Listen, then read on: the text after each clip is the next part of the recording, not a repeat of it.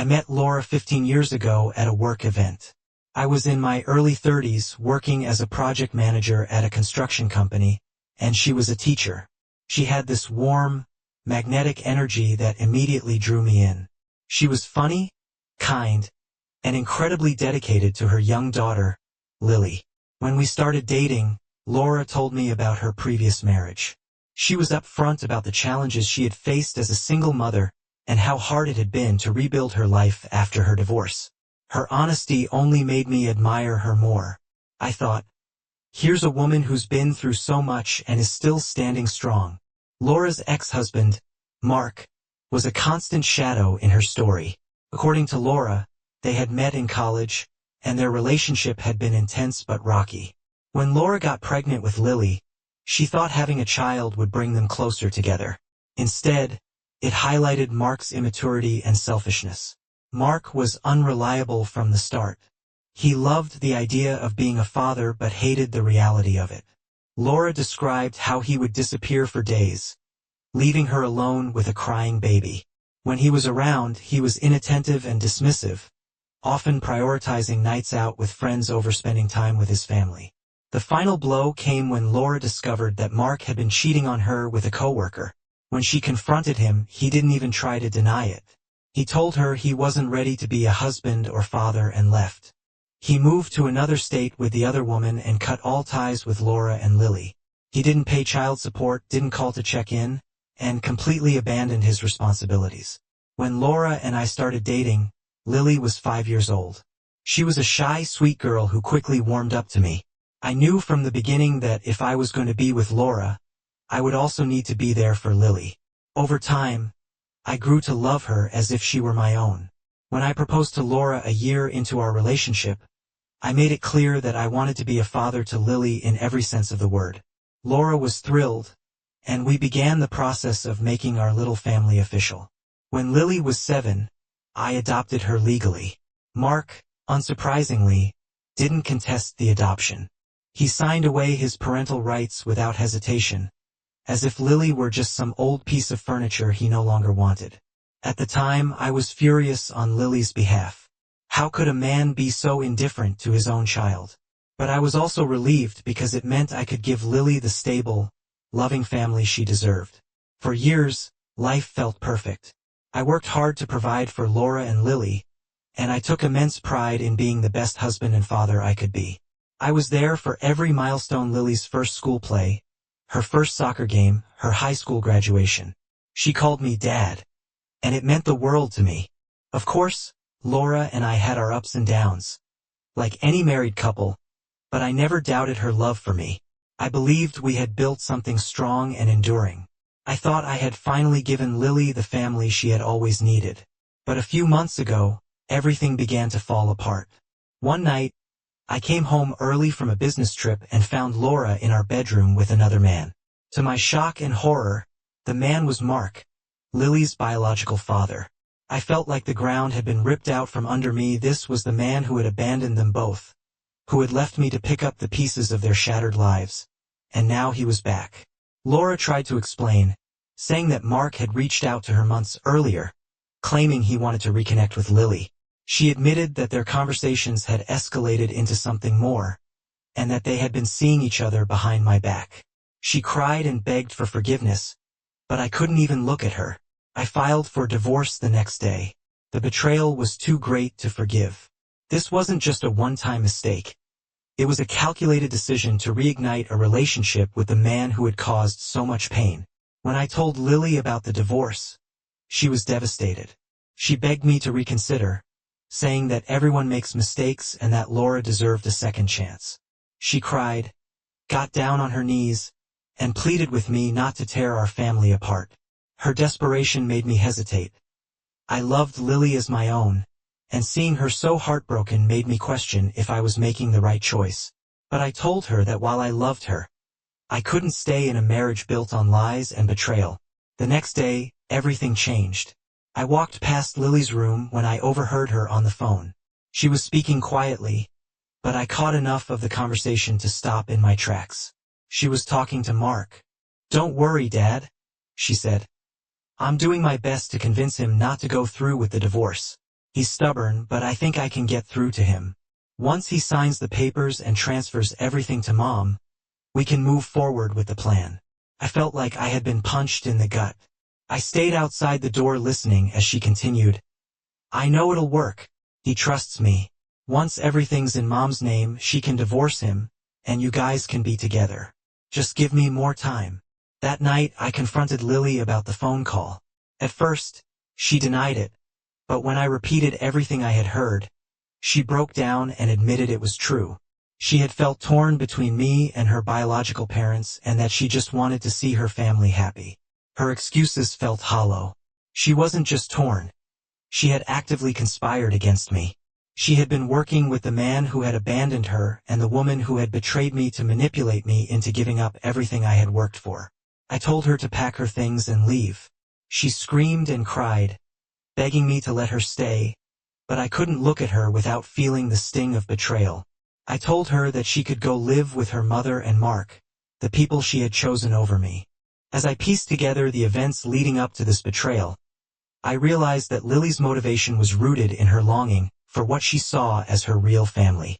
Despite everything I had done for her, it became clear that she harbored deep, unresolved feelings about her biological parents' separation and her father's absence during her childhood. From Lily's perspective, the idea of her biological parents getting back together was probably intoxicating. It wasn't just about having Mark in her life again. It was about recreating the family she had always dreamed of but never had. To her, my presence in the picture might have felt like an obstacle to that dream. I believe that in her mind, she wasn't just fighting for her parents' relationship. She was fighting for a chance to rewrite her own history. If her parents got back together, maybe it would mean that everything she had been through, the abandonment, the pain, the feeling of being unwanted, could somehow be undone. Even after everything, I still love Lily, but I can't ignore what she did. She made a choice, whether out of loyalty, manipulation, or desperation, and that choice has consequences. I don't know if I'll ever be able to forgive her for betraying me so completely. Since then, Laura and Mark have tried to contact me multiple times, demanding that I take Lily back. They accuse me of being heartless and abandoning her, which is laughable given Mark's own history. Some friends and family members have also weighed in, saying I'm being too harsh and that I should forgive Lily because she's young and made a mistake. But I can't, the betrayal runs too deep. I raised Lily as my own, gave her everything I had, and she repaid me by plotting against me. She wasn't a child making a naive mistake. She was an adult making calculated decisions to help her biological parents destroy me. So, am I the a-hole for kicking out my adopted daughter after discovering she was plotting against me with her biological father and cheating mother? This situation is beyond heartbreaking. Op gave his wife and adopted daughter everything: a loving home, stability, and the chance to rebuild after Mark walked away from them. Op didn't just marry Laura. He embraced her daughter as his own and took on responsibilities that Mark completely abandoned. For Op's wife to betray Op by having an affair with Mark is bad enough. But for Lily to actively conspire with him to manipulate Op into giving up everything he worked for, that's a level of betrayal that's almost impossible to process. Lily is not a child anymore. She's old enough to understand right from wrong, and she made a conscious decision to betray the man who raised her in favor of the father who abandoned her. Op is not heartless for kicking her out. Actions have consequences, and Lily needs to understand that. Now, let's hear the community's opinion. Not the a-hole. This is one of the most heartbreaking things I've ever read. You stepped up when her biological father abandoned her, and instead of being grateful, she turned on you to help the very man who walked out on her. Lily is old enough to know better. This wasn't a mistake. It was a betrayal. You have every right to cut ties and protect yourself. Stay strong, Op. Not the a-hole. Your adopted daughter didn't just make a mistake. She knowingly and actively conspired against you. She's not a child. She's an adult who made a conscious decision to betray you. You deserve better than this. Cut them all out of your life and focus on rebuilding. You've already given more than enough to people who didn't deserve it. Not the a-hole. This isn't just a betrayal. It's a coordinated effort to destroy your life. Your wife, her ex, and your adopted daughter all work together to manipulate and hurt you. It's shocking and disgusting. Kicking Lily out wasn't an easy decision, but it was the right one. She made her choice, and now she has to live with the consequences. Focus on yourself and your future. Let me preface this: the child is not mine. I know this because I've literally never slept with her. I see my best friend as a brother, and as an extension, his sister as my sister. I've known them since I was roughly 5, so it's been a while. But things changed over the past virus times. Let me explain. Just before the virus began, I started dating a girl. This isn't really super relevant, besides the fact that she's pissed and wants me to cut both of them out of my life. She hates drama, and this was around January. I was an idiot and didn't isolate until I had to, so it was early in the relationship when we locked down and she moved in. Yeah, super early. But we've been friends since the first year of college. Anyway, I was living with my best friend and his sister at the time. The sister was always annoyed with her brother and me because of late nights partying, etc. Understandably, really, we were kind of inconsiderate. A week or so before lockdown began, I asked them both if my girlfriend could hang out here a bunch, stay most nights, etc. She had been doing so anyway, but I felt it was politer to ask than to assume. Both were seemingly okay with it. My girlfriend didn't bring much. She spends most of her time reading in a shirt and underpants, either in our room or in the living room. No one said anything when she did, but I can see how this is awkward, and I should have addressed it sooner. I noticed that when lockdown happened, things between my brother and sister, and then me and my best friend's sister, got tense. She complained about everything, and there were quite a few arguments. It was normal family stuff from my perspective. Too messy, too late, too loud occasionally. When my girlfriend, once my best friend's girlfriend, came for a while and was going to go home, these issues seemed to rectify within hours, if rarely days. We stopped getting high, drinking so much, and playing loud music, etc. to not be complete a-holes. Then life started to go back to normal. Lockdown kind of lifted. In this time, we went out for drinks and stuff a bunch. I black out a lot when drinking, so that's another reason. Anyway, it was like the first week when we were free, and I got really drunk, stupidly. We were all together. My best friend's sister, my girlfriend, my best friend's girlfriend's sister.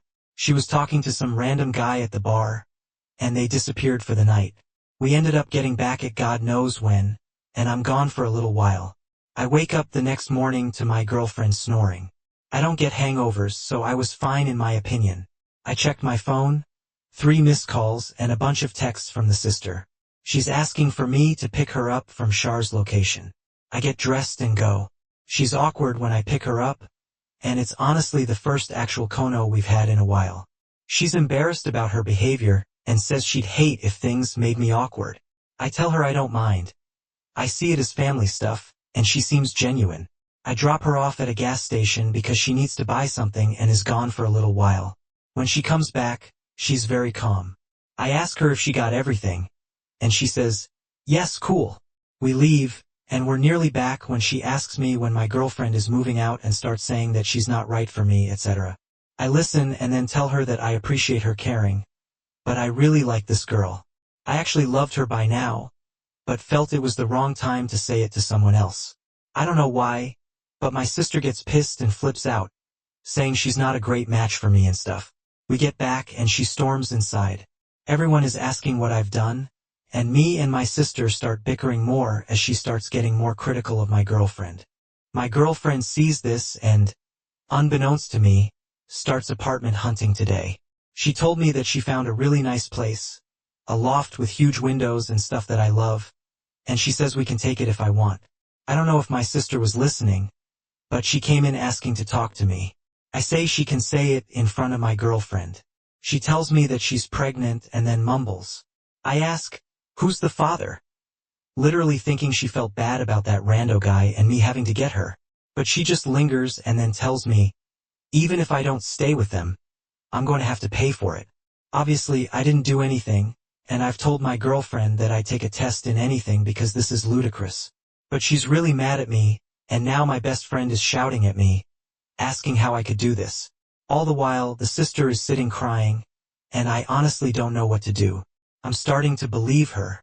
What a mess. It looks like she has feelings for you, which would explain her sudden criticisms of your girlfriend and also her final attitude on the lines of, "If I can't get you, I'll ruin you for her too, and maybe still trap you with me." But yes, a DNA test is a must now, and hopefully your girlfriend won't leave over this. Maybe you should have listened to your girlfriend when she suggested cutting ties with him. Maybe she noticed something before. First off, you've got to stop partying so hard that you black out. That's not good for you, your friends, or your girlfriend. If you didn't party so hard, there wouldn't be any window for her to take advantage of you or claim that you guys had sex when you didn't. Second, do you know she's pregnant? The timeline in your story is a little fuzzy. Have you seen proof in the form of a test or doctor's appointments? If she is pregnant, she's probably scared. It doesn't excuse the behavior, but I can imagine a young person spiraling pretty hard. What she's doing to you is not okay, but if you're not sure if it's yours, which it sounds like you're not, don't be such an a-hole about it. And by that, I don't mean hold her hand and be her surrogate spouse. Your obligation would only be to the child, not to the mother. Try to treat her neutrally until that kid pops out, and you can do a proper DNA test. You might have to have a tough conversation with your girlfriend. 2. I partied too hard and blacked out a few times. I can't imagine that she is telling the truth, but on the off chance she is, what would that look like for us? You need to have that conversation before you move in together.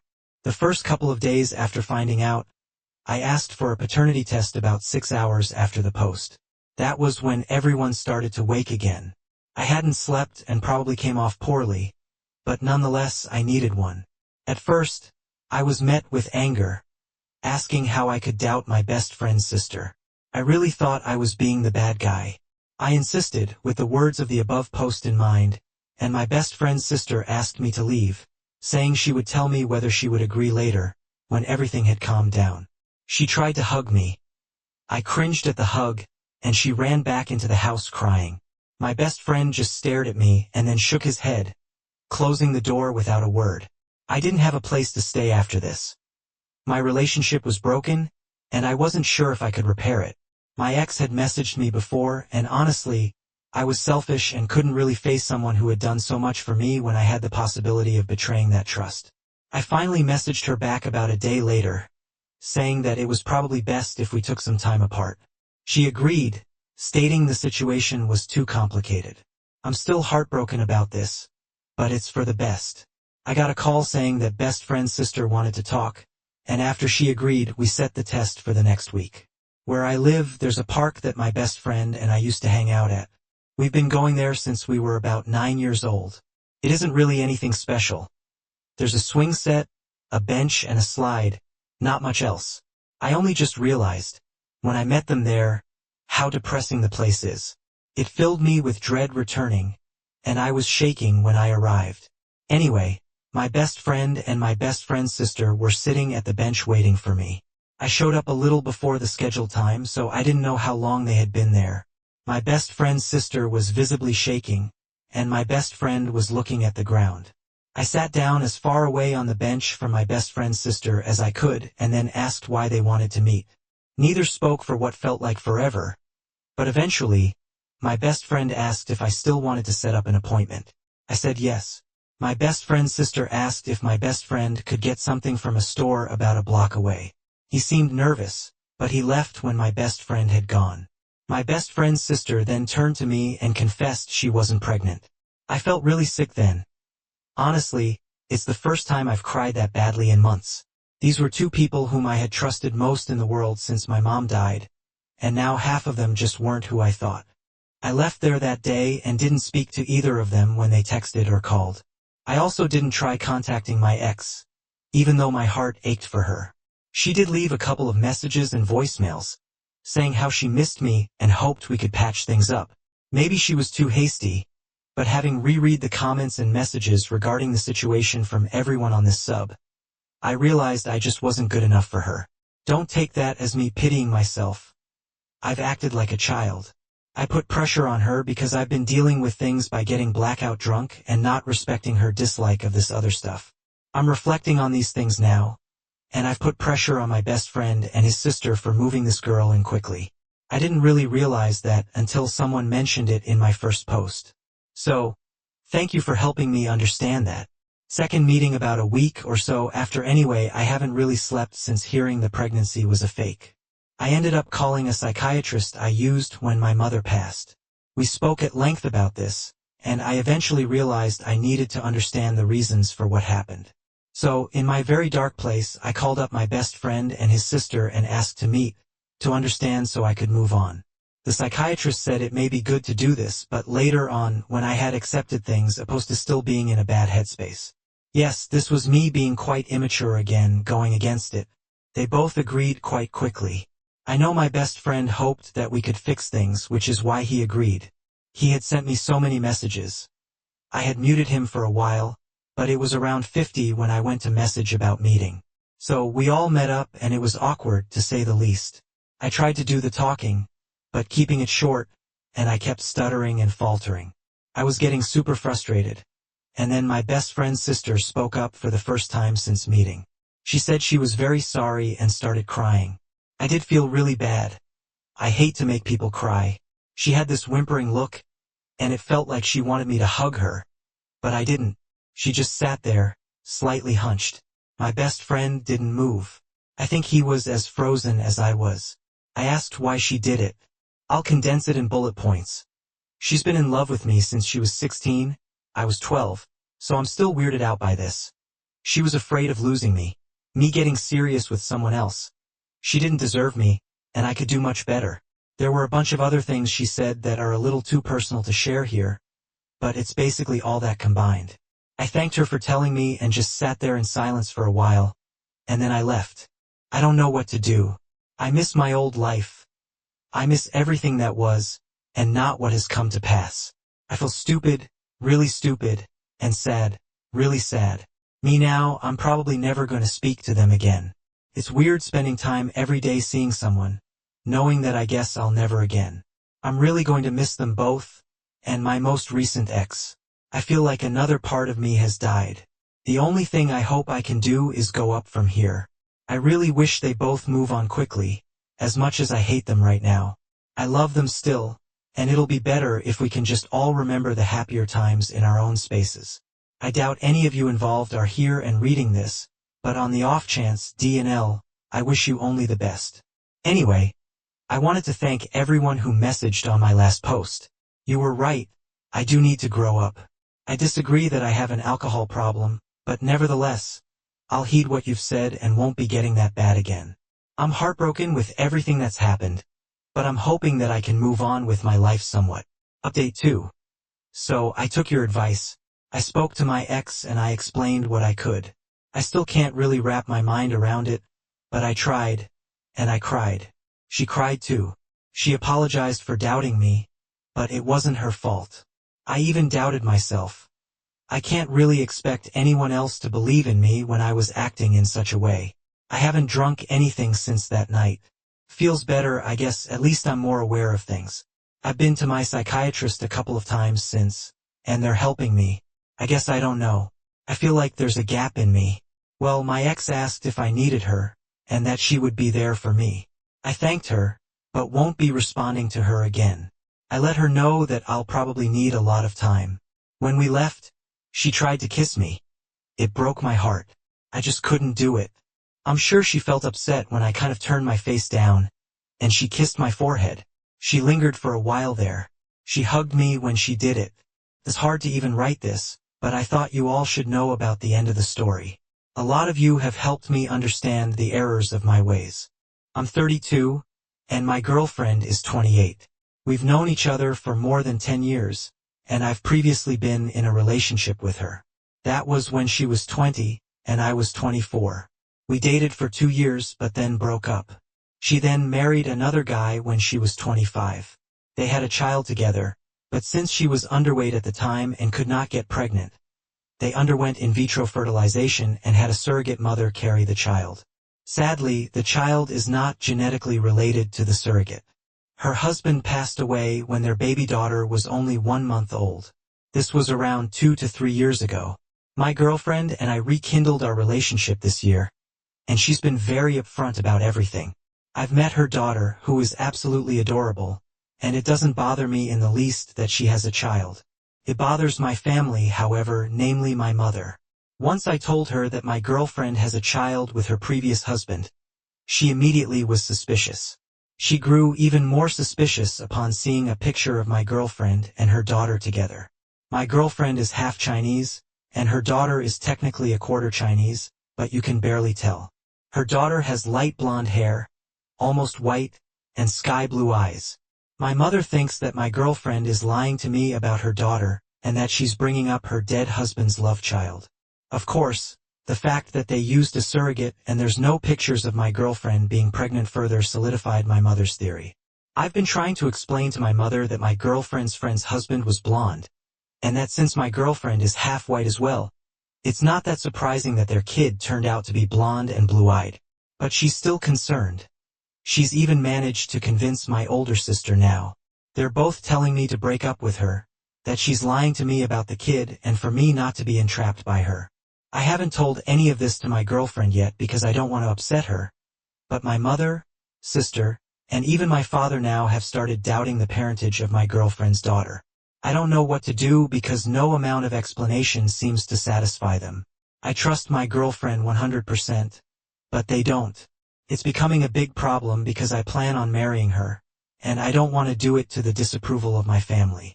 I'm 32, have a stable job, and on top of that, I'm really in love with my girlfriend. She is the only woman I've ever been in love with, so I'm seriously considering proposing to her after a year or so. But I don't want there to be any animosity and distrust between her and my family, so I'm stuck here. How should I convince my parents and family that my girlfriend is not lying about her daughter? You should avoid your crazy mother like the plague if you actually care about this girl.